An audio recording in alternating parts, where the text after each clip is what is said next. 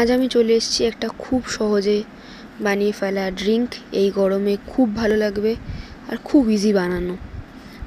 Just কটা জিনিস লাগবে, তাতেই রেডি হয়ে যাবে আমাদের গরমের জন্য খুব উপকারী ড্রিঙ্ক। তার জন্য প্রথম লাগবে হলো গন্ধরাজ লেবু, ছালটা গ্রেট করে নিতে হবে।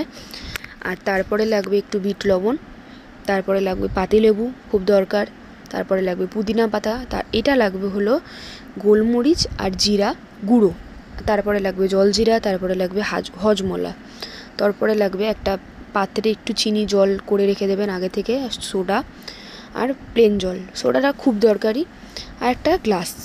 এই কটা জিনিস হলেই বানিয়ে ফেলতে পারবেন। আর অবশ্যই বরফ। প্রথমে আমরা দিয়ে দেবো জলজিরা বা সমস্তটাই পরিমাণ অনুযায়ী জলের, যতটা জল সেই অনুযায়ী আপনারা জিনিসগুলো দেবেন। আমার গ্লাসের অনুযায়ী আমি দিয়েছি। জলজিরার পরে দিয়ে দেবো একটু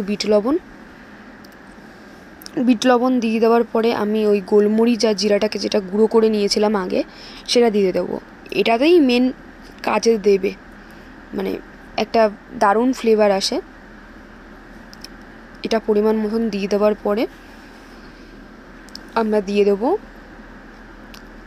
পুদিনা পাতাটা খুব দরকারি। একটা মিন্ট ফ্লেভার আসে না পুদিনা পাতা, সেই জন্য। তারপরে দিয়ে দেবো গরমে অবশ্যই বরফ।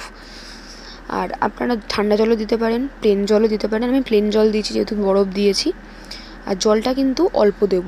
আর এর মধ্যে দিয়ে দিয়েছি আমি চিনির জলটা আর গন্ধরাজ লেবুর গ্রেটটা, মানে যেটা ছালটা, এটা গন্ধরাজ লেবুর গন্ধ আসে। আর তারপরে দিয়ে দেবো পাতিলেবুটা দিয়ে দেওয়ার পরে আমি আগে জলজিরা দিয়েছিলাম, তারপরে হজমলা দিয়ে এরপরে দিয়ে দেবো সোডাটা।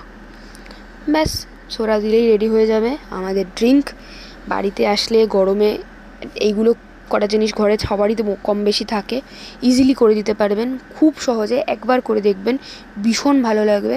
যদি ভালো লাগে ভিডিওটা প্লিজ জানাবেন, please like, comment and share. Thank you.